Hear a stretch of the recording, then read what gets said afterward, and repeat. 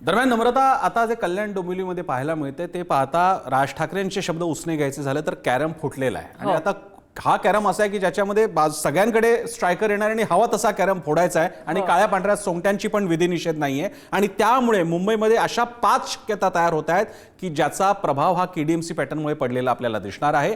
पहिली शक्यता, शिंदे सेना मनसेला संदेश देण्यासाठी ठाकरे म्हणजे उद्धव ठाकरे भाजप सोबत जाऊन सत्ता स्थापन होईल का, ही शक्यता याबाबतीत बोलण्यासाठी आपल्यासोबत आहेत पुढारी न्यूजचे इनपुट हेड विठोबा सावंत। विठोबाजी, आता सगळं शक्य आहे, महाराष्ट्रात सगळं शक्य आहे, आता केडीएमसी मुळे सगळं शक्य आहे, या शक्यतेबद्दल नक्कीच जे केडीएमसी मध्ये आज घडलं ते ठाकरेंच्या जिव्हारी लागणार आहे। एकतर 20 वर्षांनी ठाकरे बंधू एकत्र आले, त्याचा गवगवा झाला, त्यानंतर त्यांना जे काही यश मुंबईत चांगलं यश मिळालं, इतर ठिकाणी मर्यादित मिळालं, पण त्यानंतर दोघांचं वेगळे होण्याकडे हा प्रवास सुरू झाला आहे का, म्हणजे एकीकडे दोघांमध्ये समन्वय नाही आहे का, अशीच शक्यता याच्यातून निर्माण झालेली आहे। कारण मनसेने कल्याण डोंबिवलीमध्ये थेट शिंदेंनाच पाठिंबा दिला। आता हा जर वार जिव्हारी लागलेला असेल तर ठाकरे काहीही करू शकतात। त्याच्यातलीच ही पहिली शक्यता अशी आहे की ठाकरे भाजपला मुंबईमध्ये पाठिंबा देऊ शकतात किंवा त्यांच्या पाठिंब्याने इथे सत्ता स्थापन होऊ शकते का, तर ही शक्यता तशीही चर्चिली गेली आहे। ही शक्यता चर्चिली गेल्यामुळे अर्थातच आपण पाहिलं आहे की शिंदेंचं जे हॉटेल पॉलिटिक्स होतं त्याला धक्का बसला आणि मुंबईतल्या त्यांच्या बार्गेनिंग पॉवरला धक्का बसला, हे आपण दोनच दिवसांपूर्वी पाहिलेलं आहे। त्यामुळे ही शक्यता अगदीच शक्य आहे। आता यामध्ये एक फक्त आपल्याला बघायला लागेल की याच्यामध्ये थेट ठाकरे सत्तेत सहभागी होतील का मुंबई महापालिकेच्या, की विरोधी पक्ष नेता वगैरे असे जे मुद्दे प्रलंबित आहेत ते मार्गी लागतील का, अशा पद्धतीने काहीतरी तडजोड किंवा पडद्याआडच्या घडामोडी घडू शकतात आणि ही शक्यता अस्तित्वात येऊ शकते। अगदी विठोबा, सगळं शक्य आहे हे 2019ला बघायला मिळालेलं आहे आणि आता तर राज ठाकरेंचे शब्द वापरायचे झाले तर कॅरम फोडलेला आहे राज ठाकरे यांनी आणि कल्याण डोंबिवलीमध्ये एकत्र आलेले आहेत, त्यामुळे आता पुन्हा काही शक्य आहे। पाहूयात यानंतर दुसरी शक्यता। नम्रता, दुसरी शक्यता बघूया आपण काय आहे ती। केडीएमसी पॅटर्न बघून मुंबईमध्ये भाजप मनसेकडे टाळीचा हात पुढे करेल का?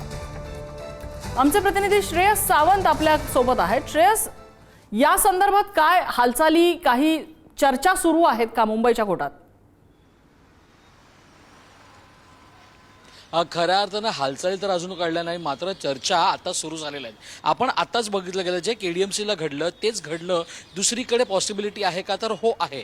जर भाजप आणि मनसे जर एकत्र असेल, तो मॅजिकल आकडा जर त्यांना पूर्ण करायचा नसेल, मात्र ठाकरे फॅक्टर जो मध्ये निर्माण झालेला, ठाकरेची ताकद जी निर्माण झालेली, त्याला तडा भाजपनी थेट दिलेला आहे। आणि जे आता विठोबा सर म्हणले तसंच की ठाकरे बंधू आता वेगळा होण्याच्या मार्गावर आहेत का, आणि जर ते वेगळा होण्याच्या मार्गावर असतील तर त्याची सुरुवात या भाजप आणि मनसेने दिलेलं एकत्र होऊन काहीतरी निर्माण करणं असेल किंवा काहीतरी वेगळं समीकरण मांडणं असेल, ते होईल का, याकडे सगळ्यांचं लक्ष लागलंय। जे कॅरम फुटणं आपण म्हणतो, तर त्यावेळी स्ट्रायकर जो आहे केडीएमसीचा तो राजू पाटलांकडे होता आणि राजू पाटलांनी जसं काय केलंय तर कुठलीही शक्यता वर्तवली जाऊ शकते।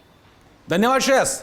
आणि यानंतर वळूयात तिसऱ्या शक्यतेकडे। तिसरी सुद्धा शक्यता पाहूयात काय आहे ही तिसरी शक्यता। भाजप ठाकरेंपुढे टाळीसाठी हात पुढे करेल का? मगाशी आपण बघितलं की ठाकरे भाजपकडे सोबत जातील, पण इथे भाजप ठाकरेंपुढे टाळीसाठी हात पुढे करतील का? त्याचं कारण असं की जर का कल्याण डोंबिवली महापालिकेत शिंदे असे निर्णय घेऊ शकतात, कारण श्रीकांत शिंदे बोलतायत म्हणजे एकनाथ शिंदेच बोलतायत, तर मग असंही होऊ शकतं की भाजप ठाकरेंपुढे टाळीसाठी हात पुढे करू शकतात।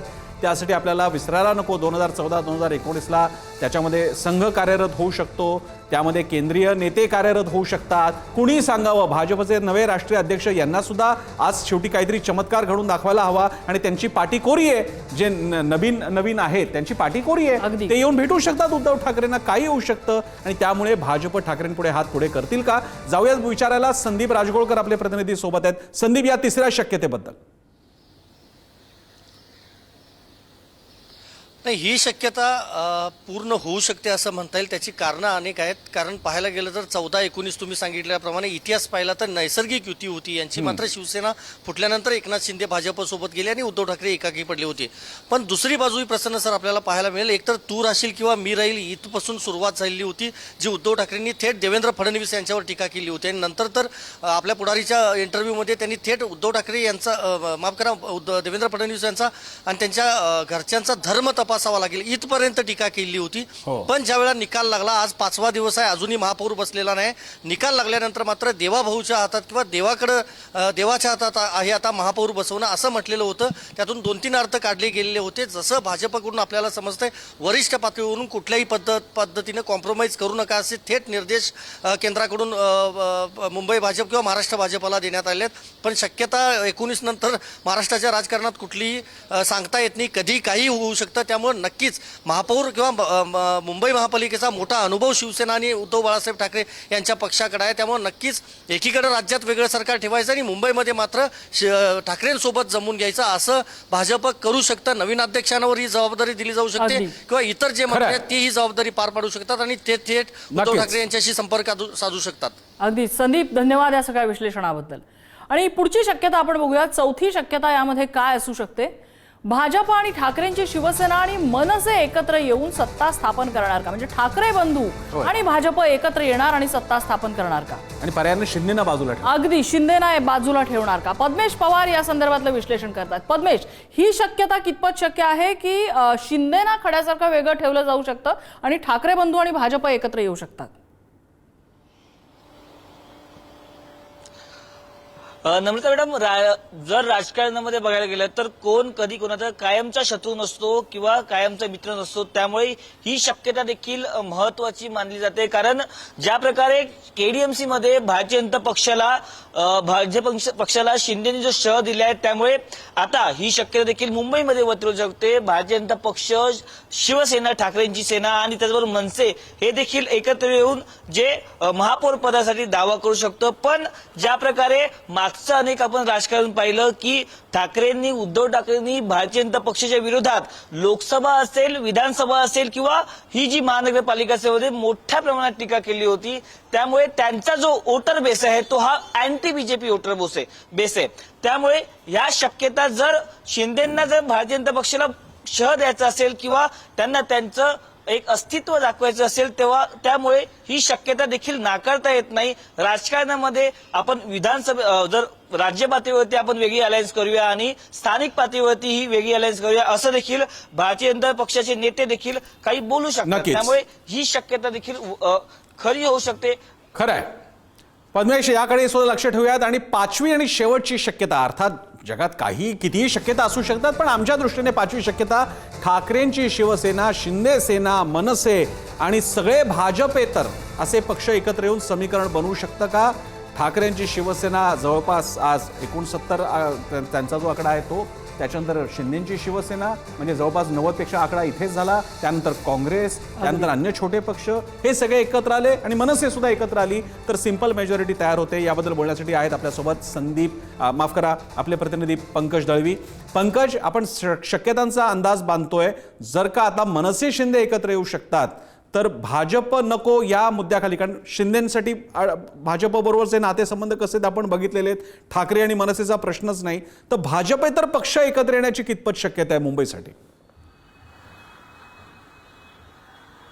ही इंग्रजीमध्ये एक म्हण आहे राजकारणामध्ये, नो वन इज अनटचेबल. कोणीही एकमेकांसाठी अस्पृश्य नसतं. जसं तुम्ही मगाशी म्हटलं की कॅरम फुटलेला आहे आणि आता प्रत्येकजण आपापली सोबती शोधतोय आणि प्रत्येकजण आपला गेम कसा जिंकेल हे बघतोय. याच्यासाठी ही शक्यता अधिक ठळक होते. आपल्याला 2 दिवसापूर्वीचं संजय राऊत यांच्या विधानाची मी आठवण करून देईन. संजय राऊत म्हणाले की एकनाथ शिंदे यांचे शिवसेनेचे नगरसेवक जरी ताजमध्ये असले, त्यांच्या बंदीमध्ये असले तरी सुद्धा संवादाची अनेक माध्यमं खुली आहेत. याचाच अर्थ संवाद साधला जाऊ शकतो. अर्थात दोन्ही बाजूंनी इच्छा असेल तर संवाद साधला जाऊ शकतो. ही शक्यता अधिक ठळक का आहे? कारण उद्धव ठाकरे यांची म्हणजे शिवसेनेची गेली अनेक वर्ष मुंबई महानगरपालिकेवरती सत्ता आहे आणि त्या सत्तेला कुठेतरी आता धक्का लागतोय की काय अशी परिस्थिती निर्माण झाली आहे. म्हणून ही सत्ता टिकवण्यासाठी, वर्चस्व टिकवण्यासाठी, पर्यायानं अस्तित्व टिकवण्यासाठी उद्धव ठाकरे हे राजकारणात कुठल्याही ज्याला आपण म्हणू शकतो कुठलीही अनटचेबल गोष्ट नाहीये. ह्या विधानानुसार कोणाशीही आघाडी युती करू शकतात. हे होऊ शकतं का? तर होऊ शकतं. गेल्या विधानसभेच्या आधीच्या विधानसभेला आपण बघितलं की उद्धव ठाकरे यांनी काँग्रेसची हातमिळवणी केली आणि मुख्यमंत्री म्हणून ते सत्तेत बसले. तीच शक्यता मुंबई महानगरपालिकेत सुद्धा होऊ शकते, कारण पूर्णपणे शिवसेनेची ताकद ही मुंबई महानगरपालिकेत आहे. शेवटी प्रसन्न सर, एक महत्वाची गोष्ट असते की तुम्ही कसे सत्तेत बसलात, कोणाचा हात धरून सत्तेत बसलात, कोणाच्या मदतीने सत्तेत बसलात, हो. याच्या पुढे खरंय. जाऊन अल्टिमेटली जे महत्वाचं असतं ते तुम्ही सत्तेत बसलात. खरंय. आणि त्यामुळे उद्धव ठाकरे ही शक्यता क्लिक करू शकतात का, तर नक्की हो असं उत्तर येईल त्याचं. अगदी पंकज, हे अतिशय महत्वाचं विश्लेषण तुम्ही सांगितलं की अल्टिमेट म्हणजे जे सत्तेत येणं सत्य जे गरजेचं. आहे ते की सत्तेत बसणं त्यात तुमच्या महापालिकेच्या इकडच्या बोर्डवरती एवढं दिसणार आहे की इथपासून ते इथपर्यंत कोणता महापौर कोणत्या पक्षाचा, अगदी ते महत्वाचं. आणि त्यासाठी या कुठल्या शक्यता आता प्रत्यक्षात उतरतात हे बघायला लागेल. पंकज, धन्यवाद या सगळ्या विश्लेषणाबद्दल.